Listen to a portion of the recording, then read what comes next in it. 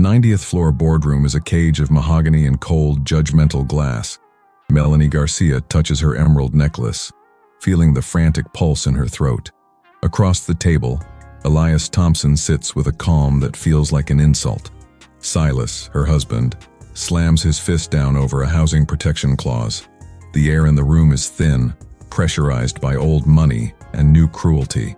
Melanie sees her husband's mounting rage and decides to prove her loyalty. She stands, her silk gown whispering a warning against the sudden silence. With a sharp, jagged breath, she leans in and spits on Elias's face. The room freezes as the liquid trails down the CEO's dignified cheek. Why does he look at her with pity instead of a single spark of anger? Elias slowly pulls a linen handkerchief from his pocket and wipes his skin. He doesn't flinch, his eyes remaining locked on Melanie's trembling, high-strung form. Silas waits for a shout, but the silence is more deafening than any scream. The service staff retreat into the shadows, becoming invisible ghosts of the scandal. Elias meticulously folds the cloth, his movement steady and disturbingly graceful. He picks up the $2 billion merger contract with a hand that does not shake. With a slow, deliberate sound, he tears the signature page in half. "I don't do business with those whose souls are in poverty," he whispers. The paper flutters to the floor, a white flag over a destroyed empire. How can a man lose a fortune and still look like the only winner? The board members scramble for the exit, sensing the coming financial slaughter. Melanie's face is a mask of cracked porcelain as the adrenaline turns to ice. Silas's complexion shifts from purple to a pale, terrifying shade of gray. He turns to Melanie, his eyes devoid of the love she thought she bought. She reaches for his hand, but he recoils as if her skin were poisoned.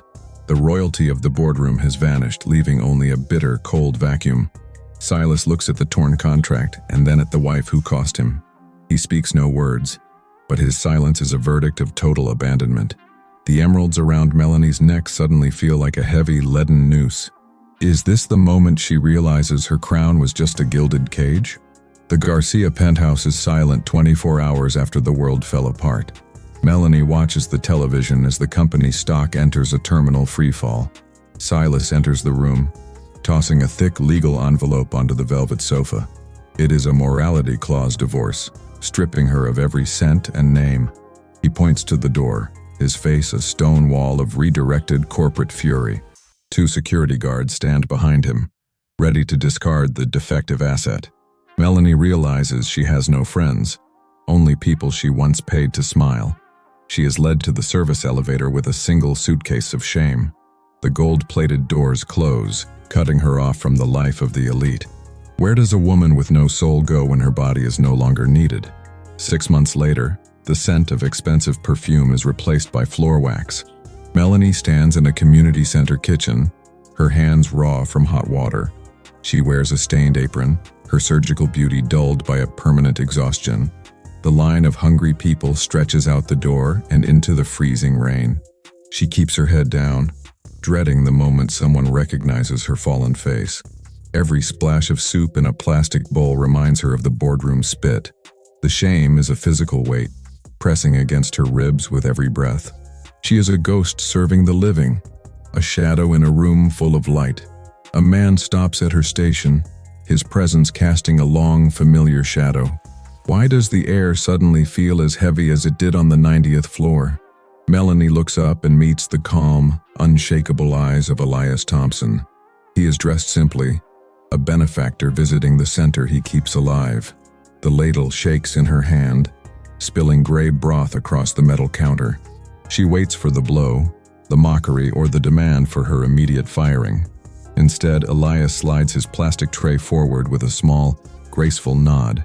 He treats her like a human being, a dignity she never afforded him. The irony is a blade in her heart, sharper than Silas's legal threats. Elias says nothing about the past, his silence a shield instead of a sword. He takes his soup and moves to a table of strangers to eat quietly. Why is his kindness more devastating than her husband's physical rage? Elias sits among the forgotten, eating the same meal Melanie just served.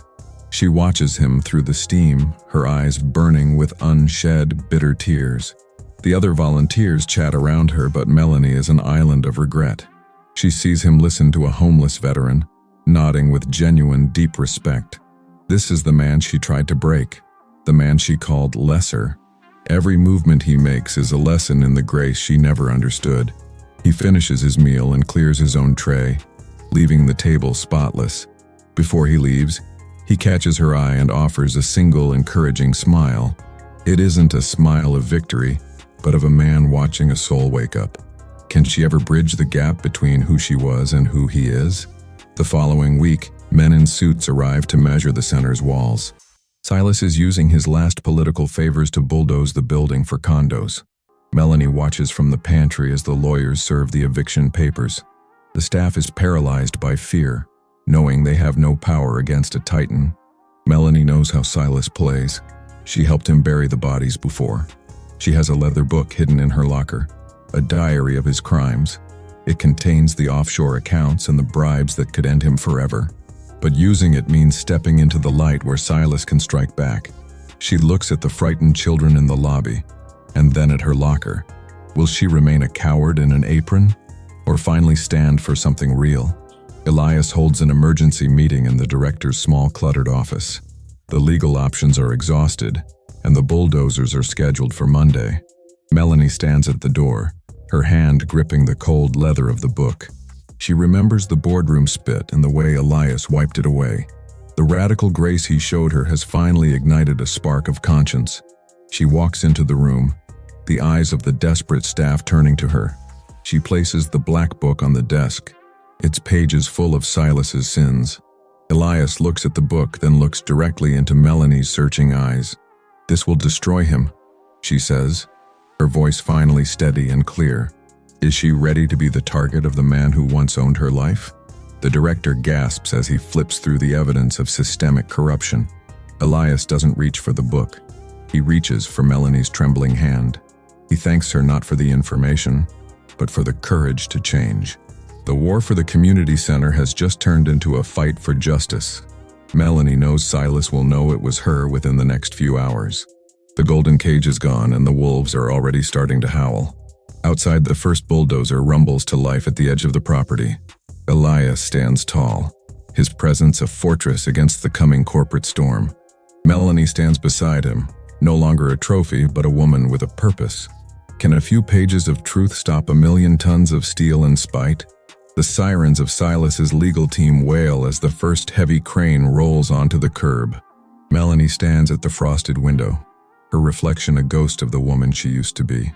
Elias remains at the desk, calmly scanning the decrypted files from the black book.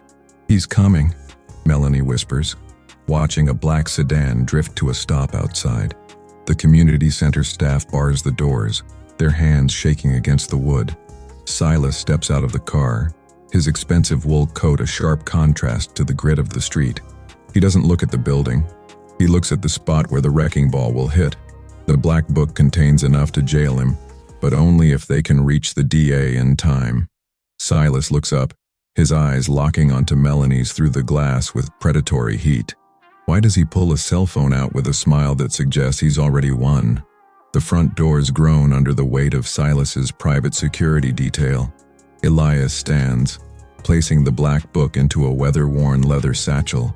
"Go through the back," Elias commands, his voice a steady anchor in the rising panic. Melanie hesitates, the sight of Silas's men breaking through the glass triggering old fears. She remembers the way Silas used to break things he couldn't control. The crash of the front doors echoes through the hall, followed by heavy, rhythmic footsteps. Elias hands her the bag, his eyes demanding she find the strength she just discovered. "I'll slow them down," he says, adjusting his sleeves as if preparing for a boardroom fight. Melanie turns toward the dark kitchen, the smell of old soup and damp wood sticking to her. Can she run through the shadows of the city she once ruled as a queen? The kitchen exit is a rusted iron door that screams as Melanie pushes it open. She stumbles into the alley, the freezing rain soaking through her thin volunteer sweater. Behind her, she hears Silas's voice booming through the center, cold and demanding. He isn't looking for the book. He is looking for the woman who dared to defy him. Melanie runs, her breath coming in ragged gasps that turn to mist in the winter air. The alley is a maze of trash and discarded lives, a world she never knew existed. Every shadow looks like a suit, every sound like the click of a designer shoe. She clutches the satchel to her chest, the secrets inside feeling heavier than lead. A black SUV rounds the corner, its headlights blinding her as she reaches the street. Is there anywhere to hide when your enemy owns the very ground you run on? The vehicle skids to a halt, blocking her path to the subway entrance. Melanie pivots, her heart hammering against her ribs like a trapped bird. She darts into a crowded bus, the heat of the passengers a temporary suffocating shield. From the back window, she sees Silas standing in the rain, watching the bus pull away. He doesn't chase her. He simply raises his hand in a slow, mocking wave. Melanie realizes with a jolt of terror that he isn't trying to catch her yet. He is hurting her, driving her toward a destination he has already chosen. She checks the satchel, her fingers brushing the cold leather of the black book. A notification pings on a nearby passenger's phone, a news alert about her. Why is the local news reporting that Melanie Garcia is wanted for grand larceny? The bus stops at a red light, and Melanie sees her own face on a giant digital billboard. The headline labels her a thief who stole millions from the Garcia Foundation. Silas has flipped the narrative, turning her evidence into stolen property. The passengers on the bus begin to whisper, their eyes darting from the screen to her.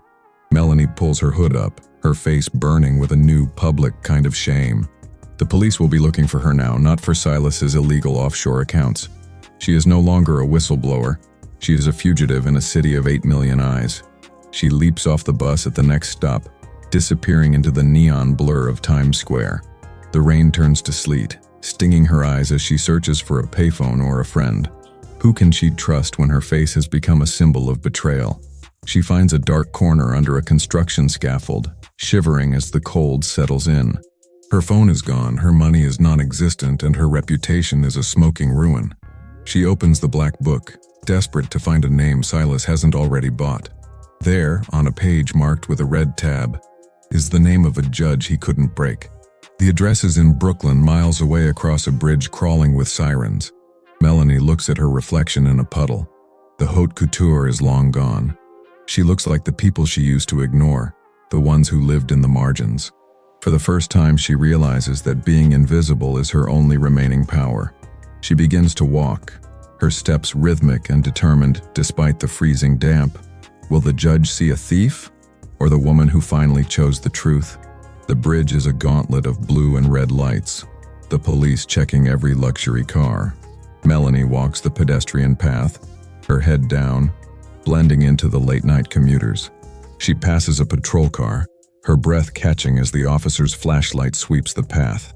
The light lingers on her for a second, then moves on to the next shivering figure.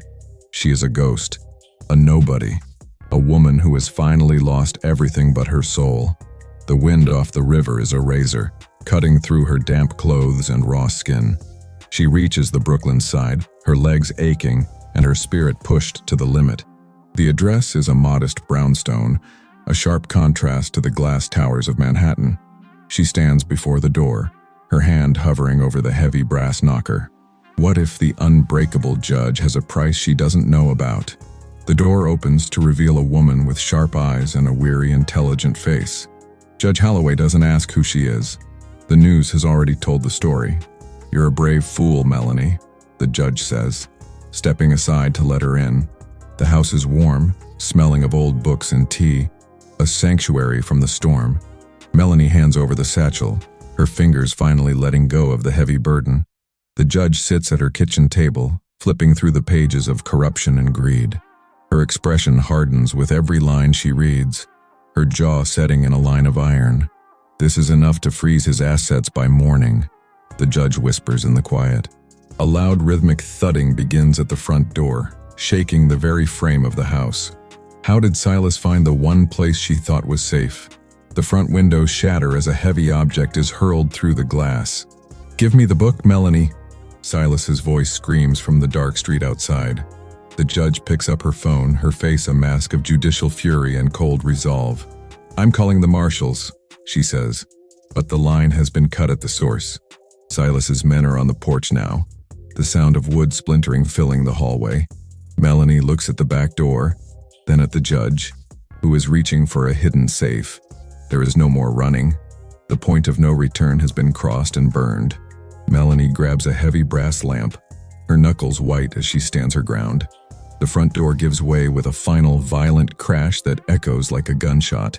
Is Melanie ready to face the monster she helped create? Silas steps into the foyer, his eyes wild and his hair disheveled for the first time. He looks at Melanie, not with love or even hate, but with a terrifying obsession. "You think you can just leave?" he hisses, stepping over the broken wood. The judge stands beside Melanie, a symbol of the law against a man who thinks he's God. Behind Silas, the silhouettes of his mercenaries loom like shadows of the boardroom. Melanie feels a strange cold peace wash over her as she raises the lamp. She is no longer the girl who spits. She is the woman who stands her ground. "The world knows what you are, Silas," she says, her voice echoing in the small room. He lunges forward, his hands reaching for the book that sits on the kitchen table. Why does a sudden flash of blue and red light strike the walls from the outside? The sirens scream as the marshals swarm the lawn, their spotlights blinding the foyer. Silas freezes, his hand inches from the black book, his face a mask of panicked rage. "Get back," he roars at the officers, but the authority in his voice is decaying. The judge stands firm, her hand on Melanie's shoulder, like a shield of living stone. Melanie watches the man who once terrified her shrink under the weight of the law. The mercenaries slip away into the shadows of the backyard, abandoning their employer. Federal agents breach the doorway, their weapons trained on the man in the designer coat. Silas is shoved against the wall, the same wall where he once hung his gold trophies. The click of the handcuffs is the most beautiful sound Melanie has ever heard. Why does Silas lean into her ear and whisper that he isn't the only one with secrets? The agents lead Silas away, his expensive shoes scuffing against the broken glass. Judge Holloway exhales, her hand trembling slightly as she secures the leather satchel. "This is just the beginning, Melanie," she warns, looking at the files on the table. The black book doesn't just list bribes. It names the high-ranking officials Silas owned. Melanie realizes the community center was just a pawn in a much larger, darker game. If she takes Silas down, she might bring the entire city's power structure with him. Elias Thompson appears at the door, his coat damp but his spirit seemingly unshakable. He looks at Melanie with a quiet pride that feels warmer than the judge's kitchen. "The center is safe for now," he says, "but the wolves are regrouping." What happens when the people Silas bribed realize Melanie is the only witness left? Elias drives Melanie to a safe house, a quiet apartment tucked above a bookstore. The city looks different tonight, less like a playground and more like a battlefield. Melanie stares at her hands, still stained with the soup of the community center. She is no longer a socialite or a volunteer. She is the state's star witness. Elias brings her a cup of tea, his presence a calm harbor in the rising storm. "I spent my life building things," he says, "but you just tore down a mountain." Melanie feels the weight of the promise of the premise, the chance to actually do good. She begins to realize that her cruelty was just a shield for her own deep-seated fear. For the first time in years, she doesn't check a mirror to see if she's perfect. If Silas is in jail, why does she still feel like someone is watching from the street? The next morning, the news is a whirlwind of indictments and corporate collapses. Melanie watches from the window as the Garcia empire is dismantled on live television. The public loves a fallen queen, but they love a redemptive hero even more. She receives a call from a mysterious number, a voice that sounds like cold velvet. It's a reporter offering a platform to tell her side of the story. Melanie knows that every word she speaks could be a nail in Silas's legal coffin. Elias warns her that the media is a double-edged sword that cuts the hand that holds it. She agrees to an interview, but only if it happens at the community center. She wants the world to see the place she tried to destroy and the people who saved her. Is she seeking justice, or is she still addicted to the glow of the spotlight? The community center is packed with cameras, the light bouncing off the chipped paint. Melanie stands in the kitchen where she scrubbed floors, her heart racing with purpose. Elias stands in the back, a silent guardian watching the vultures circle the room. The reporter asks the first question, "Why did you do it, Melanie? Why now?" Melanie looks at the camera, seeing the millions of people watching from their ivory towers. She tells them about the boardroom, the spit, and the radical grace of a man she hated. She speaks of the poverty of the soul and the cost of keeping a gilded cage. The room is silent, the only sound the whirring of the digital tape recording her truth. She feels the power of her narrative shifting the air in the crowded, humid room. Why does she see a familiar black sedan idling at the far end of the block? The interview ends, and the public's response is an immediate, overwhelming wave of support. Donations pour into the community center, more money than Elias could have raised in a decade. Melanie is no longer a pariah. She is a symbol of the silence of the just broken. But with the fame comes a new kind of danger that Elias feared from the start. The people Silas bribed are starting to panic as the DA prepares the grand jury. Melanie receives a package at the safe house. No return address, just a single item inside. It's a photograph of her as a child, back before the surgical masks and the money. The message on the back is simple. Some debts can never be erased with a book. She realizes Silas isn't pulling the strings anymore. Someone much more powerful is, who has been watching her since long before she ever met a billionaire. Elias finds her clutching the photo, her face as white as the kitchen's marble. He looks at the image and his eyes darken with a recognition he tries to hide. "This is from the old neighborhood," he whispers, his voice thick with a hidden history. Melanie realizes that Elias didn't just find her by accident at the community center. Their lives are intertwined by a thread that stretches back to the world she forgot. He tells her about a man named the Architect, the one who really built Silas's empire. The black book was just a ledger for a subcontractor in a much larger syndicate. Melanie's redemption was just the opening act of a war she didn't know she was in. The safe house doesn't feel safe anymore. It feels like a glass box waiting to shatter. Does Elias know more about her past than she knows about her own heart? The Architect's influence starts to bleed into the streets like a slow-moving ink. The judge's bank accounts are frozen, and the DA suddenly reconsiders the charges. The evidence in the black book is labeled inadmissible due to the way it was taken. Melanie watches her victory turn to ash in the space of a single cold afternoon. The public support begins to waver as new evidence suggests she planted the book. It's a professional assassination of her character, executed with surgical, quiet precision. Elias tells her they have to move, to go deep into the city where the Architect can't see. They leave the safe house under the cover of a freezing midwinter fog. Melanie looks back at the bookstore, seeing a figure standing in the window she just left. How can they fight an enemy that seems to be everywhere and nowhere at once? They hide in a basement beneath an old jazz club, the music muffling their voices. Elias reveals the truth. He was the Architect's first partner, years before the boardroom. He left the syndicate when he saw the cost, choosing a life of quiet money and grace. Silas was his replacement, a man with no conscience to get in the way of the profit. Melanie was chosen for Silas because she was the perfect distractible distraction. She was never the queen. She was the camouflage for the Architect's deepest secrets. The realization hits her harder than any physical blow Silas ever dealt. Everything she thought was her own life was a script written by a man she's never met. She looks at Elias, wondering if his grace was just another layer of the game. If everything is a lie, what is the one truth she can actually hold on to? The basement door opens, but it isn't a hitman or a federal agent who walks in. It's the young mother from the community center, the one Elias helped weeks ago. She hands Melanie a burner phone, her eyes full of a terrifying, desperate urgency. "They have my daughter," she whispers, "and they told me to give you this." The phone rings, and a voice that sounds like shifting gravel fills the small room. "Hello, Melanie. It's time to stop playing at being a saint and come home." Melanie looks at Elias, then at the young mother, then at the flickering phone. The Architect isn't coming for the book. He's coming for the woman who knows his face. She realizes she has to go back to the world of glass and mahogany to end this.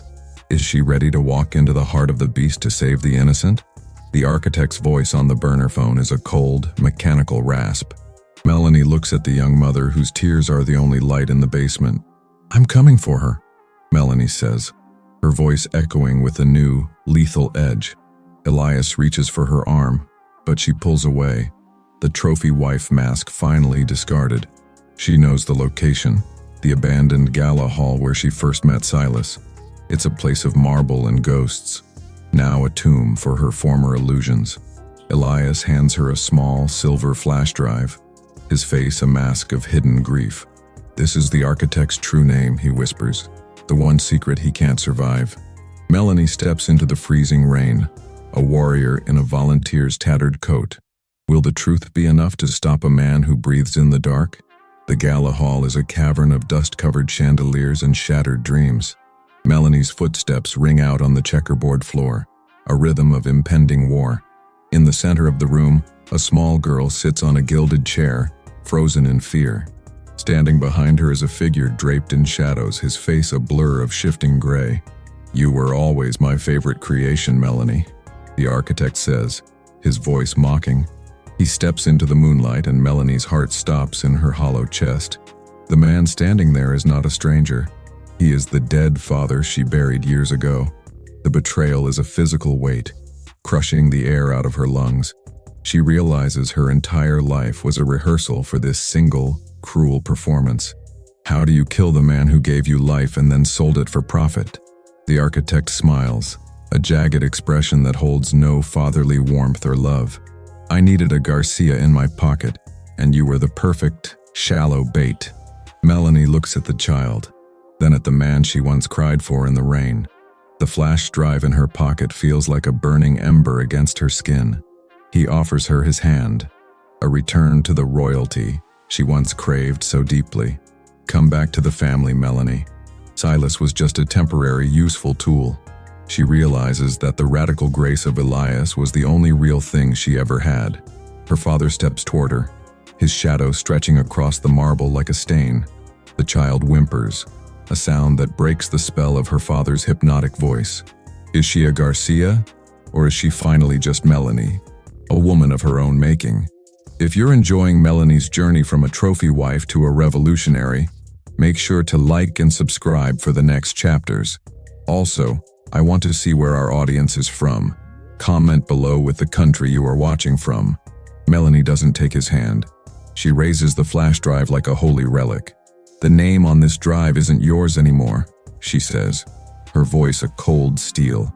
The architect's smile falters, his eyes narrowing into slits of pure predatory hate. He realizes that Elias has given her the one thing he feared most, his history. Before he can move, the heavy oak doors of the gala hall are kicked open. It isn't the police or the marshals. It's the invisible people from the center. 100 souls Melanie once looked down upon now stand in the doorway.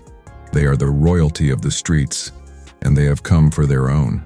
The architect looks at the crowd, his power dissolving in the face of their unity. Can a man who rules through fear survive a world that has stopped being afraid? The crowd moves forward in a silent, unstoppable wave of human dignity. The architect's security team hesitates, their guns lowering as they see the numbers.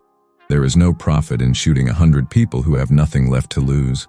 Melanie reaches the child, scooping her up and shielding her from the darkness. Her father retreats toward the back exit, his mask of control finally shattering apart. He screams for Silas to protect him, but Silas is already a ghost in a cell. The gala hall, once a symbol of excess, is now a sanctuary for the broken. Elias enters the room, his eyes meeting Melanie's across the sea of faces. The midpoint has passed, and the trajectory of the world has shifted forever. Why does the architect laugh as he disappears into the blackness of the night? The flash drive is uploaded to the cloud, its data bleeding out into every newsroom. The architect's real identity, a disgraced senator, is exposed to the entire world. The midpoint twists and shockwaves through the city's highest, most corrupt offices. But as the data flows, Melanie sees a hidden folder at the bottom of the list. It is labeled with her name and a date from 20 years ago. She opens it and her breath hitches as she sees a video of a younger Elias. He is shaking hands with her father over a cradle, her own cradle. The grace she relied on was built on a foundation of ancient, shared guilt. Every act of kindness was a repayment for a debt she didn't know she held. Is anyone in her life actually who they claim to be? Melanie turns to Elias, the silver drive trembling in her sweat-slicked palm. He looks at her, and for the first time he doesn't look like an anchor. He looks like a man drowning in the consequences of his own past choices. "You knew," she whispers, the words tasting like ash and bitter medicine. "I spent my life trying to save you from the path we built," he says quietly. The gratitude she felt for him turns into a cold, sharp-edged resentment. She realizes she has been a piece on a chessboard played by two old men. The community center, the soup, the grace. It was all a beautiful, staged apology. The crowd around them begins to blur as the weight of the lie settles in. How can she lead a revolution if her own commander is the enemy's architect? The architect's voice crackles over the hall speaker system, a final parting gift. "The data you just sent out has a virus, Melanie. It's deleting everything." She looks at the screens in the room. The files are vanishing in a digital fire. The evidence of the bribes, the names, the crimes, all of it is turning to salt. Her father has sacrificed his own identity to ensure no one else can be caught. The architect is now a ghost with no name, no record, and no remaining mercy. The police sirens outside aren't coming to arrest him. They are coming for the mob. The world outside still thinks Melanie is a thief, and the center is a cult. The downward spiral begins as the first canisters of tear gas break the windows. Will the truth matter if there is no one left to believe the woman who tells it? The hall fills with white smoke, turning the marble sanctuary into a suffocating trap. The people who followed her begin to cough and scatter in a blind, frantic panic. Elias tries to grab her hand, but Melanie pushes him back into the white haze. "No more lies," she screams, her voice lost in the roar of the ventilation system. She grabs the child and heads for the basement. The only place she knows is safe. But the basement is where the architect started his empire, and he knows it better. Every step she takes feels like she is walking deeper into her father's design. The flash drive is empty now, a useless piece of silver in her cold hand. She reaches the lower levels, the smell of damp earth and old money rising up. Why is there a single red light blinking at the end of the dark corridor? Melanie follows the light, her heart a drum of pure, unadulterated survival. She finds a small room filled with monitors showing every corner of the gala hall. Her father is there watching the chaos he created with a look of pure serenity. He isn't running. He is waiting for her to complete the final dark circuit. You can't win by being good, Melanie. You can only win by being the loudest. He hands her a gun, the cold metal feeling like an extension of her own arm. "Kill me." And the virus stops. The data is restored. You become the hero. It is the ultimate trap, a sacrifice that will turn her into the monster he is. The child watches with wide eyes, a witness to the final transformation of a soul. Will Melanie save the world by becoming the very thing she set out to destroy? The cold weight of the gun in Melanie's hand feels like a final heavy truth. Her father stands perfectly still, his chest a target for her mounting, jagged grief. "Do it, Melanie," he whispers, his voice a seductive hum of ancient dark power. The child in the corner whimpers, her small hands covering eyes that shouldn't see this. On the monitors, the police are beating the people who came to save her.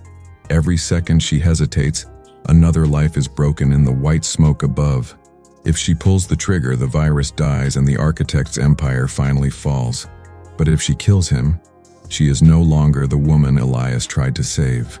She looks at the red light of the server, the heartbeat of a digital monster. Why does she turn the barrel away from the man and toward the machine?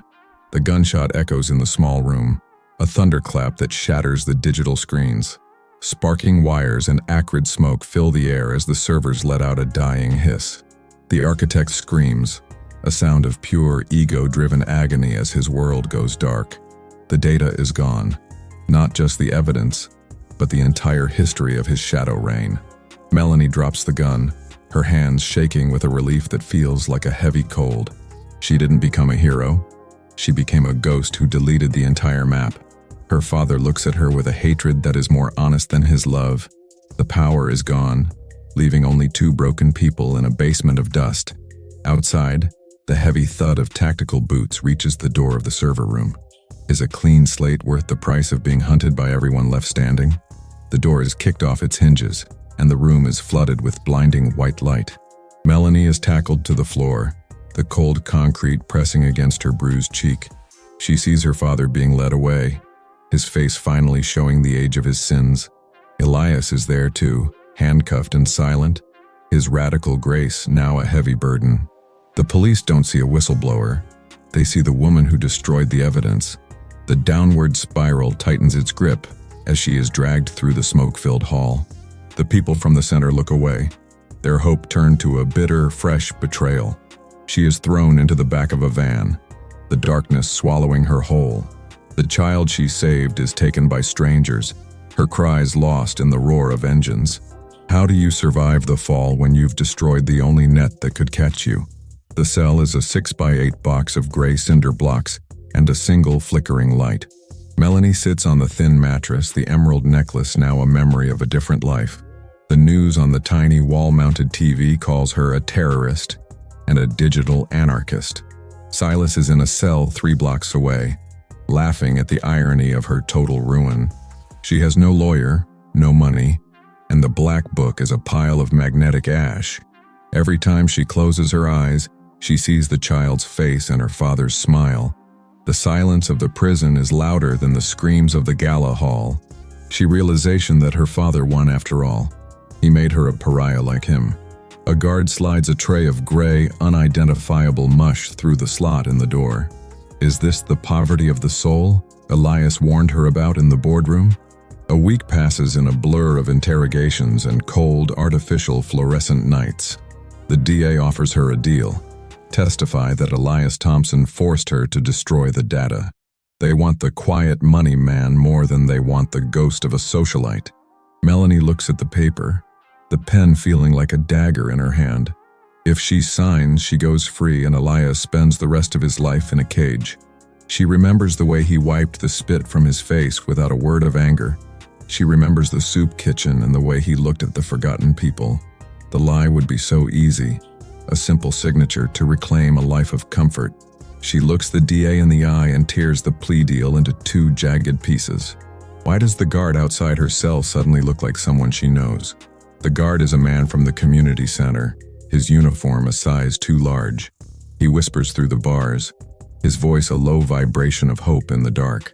"The people haven't forgotten you, Melanie," he says, sliding a note under the tray. The note isn't from Elias or a lawyer. It's from the mother of the child she saved. It contains a list of names, the people who saw the truth before the servers died. They are starting a fire in the streets, a protest that the news refuses to film. Melanie feels a spark of warmth in the center of her frozen, hollowed-out chest. She isn't a hero or a villain. She is a witness to a truth that can't be deleted. The guard tells her the architect's virus didn't catch everything on the cloud. Is there a single surviving thread of evidence left in the hands of the poor? The downward spiral hits its lowest point when the prison goes into total lockdown. A riot is brewing in the yard, the sound of rhythmic chanting shaking the walls. The architect's remaining allies are trying to silence Melanie before the protest grows. Smoke begins to curl under her cell door, the smell of burning plastic filling the air. The locks hiss and click as the power grid is sabotaged from the inside. Melanie stands, her back against the wall as the door swings slowly, eerily open. It isn't a rescue.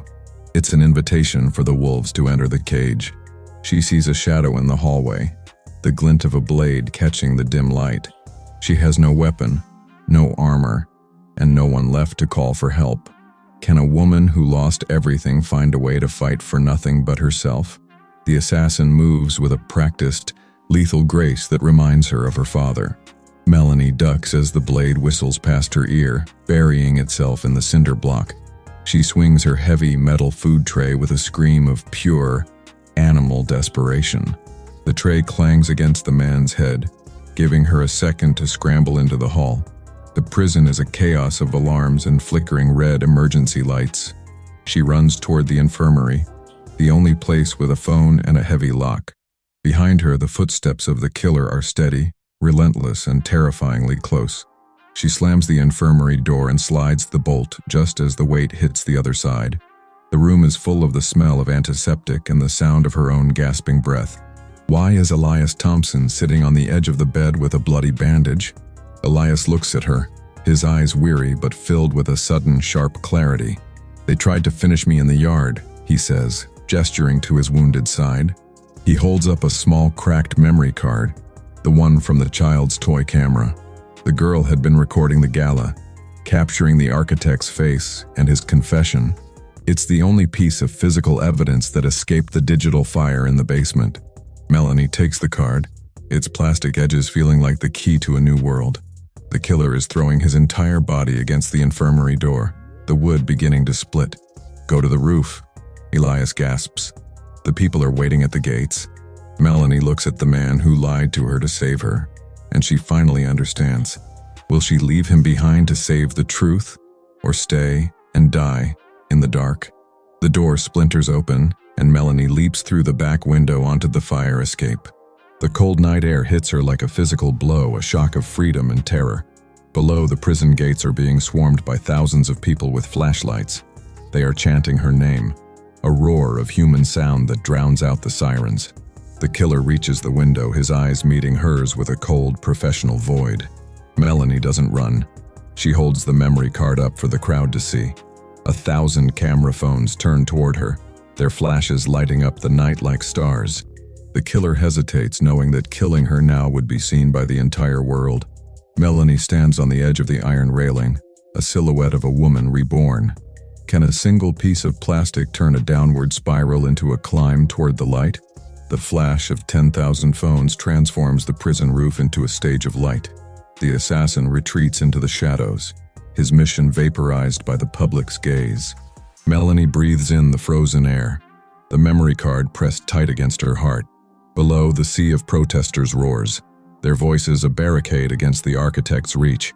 She sees the young mother from the kitchen waving a banner made of scrap cloth. A news helicopter circles above, its spotlight pinning Melanie in a beam of hope. The glimmer of hope isn't a miracle. It's the sudden, collective refusal to forget. The prison guards lower their batons, looking at the cameras and then at each other. Melanie realizes that her father's greatest fear wasn't jail, but being truly seen. Can she descend from this height and still hold on to the power of the truth? The warden himself meets Melanie at the roof's exit, his face a mask of sweating fear. He isn't there to shack her, but to escort her through the surging, angry crowds. The governor is on the line, he mutters, his hand trembling as he holds the door. Melanie walks through the prison corridors, no longer a number but a living problem. She passes the infirmary and sees Elias being loaded onto a stretcher by real medics. He offers a weak, bloody thumbs up, his eyes reflecting the light of a long overdue dawn. The memory card is tucked into her shoe, the only leverage she has left to trade. She is driven through the gates in an armored car, the protesters thumping the glass in rhythm. They aren't screaming for her blood anymore, they are screaming for the card. Why does the card turn away from the city and toward the judge's private estate? Judge Holloway waits on the porch, her brownstone replaced by a fortress of federal marshals. The air is thick with the scent of pine and the hum of encrypted radio chatter. The architect has vanished, the judge says, her eyes scanning the dark tree line. Without his digital empire, he has become a wounded animal with nothing to lose. Melanie hands over the memory card, her hands finally ceasing their long, violent shake. The judge plugs it into a terminal, and the architect's face fills the high-definition screen. The recording is perfect. The confession, the locations, and the names of the owned. It's a master key that can unlock every cell and cage the architect ever built. The glimmer turns into a blaze as the first arrest warrants are transmitted to the FBI. Is the world ready for the vacuum that the fall of the shadow government will create? By dawn, the city's power grid flickers as the first wave of elite arrests begins. The architect's name is no longer a ghost. It's a headline in every language on Earth. Melanie sits in the judge's library, wrapped in a blanket that smells of cedar. She watches the television as Silas is led out of his cell to face new, heavier charges. He looks broken, a hollow shell of a man who realized he was always just a tool. But the architect remains at large, a phantom moving through the cracks of the chaos. A single message appears on the judge's secure monitor, bypassing every firewall. I'm at the community center, Melanie. Let's finish the story where you started it. He isn't asking for a deal. He's calling her to the only place she ever felt real. Will she walk into the trap to protect the only home she has left? Melanie leaves a note for the judge and slips out through the servant's entrance. She doesn't take a car or a guard. She takes the subway, a ghost among the morning commuters. The city is vibrating with a nervous energy, a mix of liberation and deep uncertainty. She reaches the community center, finding the front doors unlocked and the lights off. The smell of soup and floor wax greets her like a memory of a different lifetime. She walks into the darkened kitchen, her footsteps echoing on the tile she once scrubbed. The architect is sitting at the small wooden table, a bowl of cold broth in front of him. He looks like a common man, stripped of his suits and his digital shadows. "You destroyed everything for a bowl of soup," he says, his voice devoid of rage. Why does he pull a small ticking device from his pocket and set it on the table? "This building is rigged, Melanie," her father says, his eyes reflecting the red LED. He isn't trying to save himself. He's trying to take the glimmer down with him. If the center explodes, the symbols of her redemption and Elias's grace die too. The architect wants to prove that his darkness is more permanent than her light. Melanie looks at the timer. 4 minutes until the heart of the neighborhood is ash. She doesn't run. She pulls up a chair and sits across from the man who made her. "You think this building is the center?" she says, her voice a calm, terrifying silk. "But the center is the people who stood in the rain while you hid in your towers." She reaches for the device, her fingers steady as she looks into his dead eyes. Can she disarm a bomb designed by the man who taught her how to break things? The architect laughs, a dry, rattling sound that chills the marrow of her bones. "I didn't teach you how to fix things, Melanie. I only taught you how to win." He stands and walks toward the back exit, leaving her alone with the ticking red light. Melanie looks at the wires, a tangle of blue, red, and the black of her own past. She remembers the black book and the way Elias meticulously folded his handkerchief. Grace isn't about power. It's about the precision of care in a world of violent mess. She hears a floorboard creak behind her and turns to see the young mother standing there. The woman doesn't say a word. She just hands Melanie a pair of kitchen shears. The community is watching through the windows, their faces pressed against the glass. Will she cut the thread of her father's legacy or let the building become her tomb? Melanie grips the shears, her vision narrowing down to the single pulsing red wire. The timer hits 60 seconds, the beeping a frantic heartbeat in the silent kitchen. She thinks of the $2 billion merger, the boardroom spit, and the smell of the jail cell. All of it was a path leading to this single, quiet moment of choice and consequence. She closes her eyes, visualizing the structure of the architect's cold, logical mind. He always built a back door into every system, a way to escape his own destruction. She sees a thin, white wire hidden beneath the black, a secret path to safety. With a sharp, decisive snip, she cuts the white thread and the timer freezes. The red light goes dark, and the silence that follows is the loudest sound in the world. Why does the crowd outside burst into a cheer that shakes the very foundation? The police swarm the building seconds later, led by a limping, bandaged Elias. He doesn't look at the bomb. He looks at Melanie with a gaze that finally holds no secrets. The architect is caught in the alley, his path blocked by the people he tried to erase. He is led away in silence, a man whose quiet money couldn't buy a single friend. Melanie steps out onto the sidewalk, the morning sun finally cresting over the rooftops. The glimmer of hope has become a steady, radiant light that warms the cold street. Elias stands beside her, his hand resting on her shoulder like a badge of true honor. "It's over," he says, but Melanie looks at the ruins of the neighborhood and smiles. The story of the trophy wife is dead, and the story of the architect's daughter is over. Is she ready to build something that isn't made of glass and mahogany? The community center becomes a hive of activity as the city begins to heal its wounds. Donations arrive not from billionaires, but from the hands of those who have very little. Melanie is offered a seat on the new city council, but she politely declines the power. She goes back to the kitchen, picking up the ladle with hands that are finally clean. The young mother brings her daughter in, the child offering Melanie a drawing of a star. The world is still messy, and the architect's shadows will take years to fully fade. But for the first time, the silence of the just has been replaced by a roar of truth. Melanie looks at the empty seat where her father once sat and feels nothing but peace. She is no longer a pawn, a queen, or a fugitive. She is simply Melanie Garcia.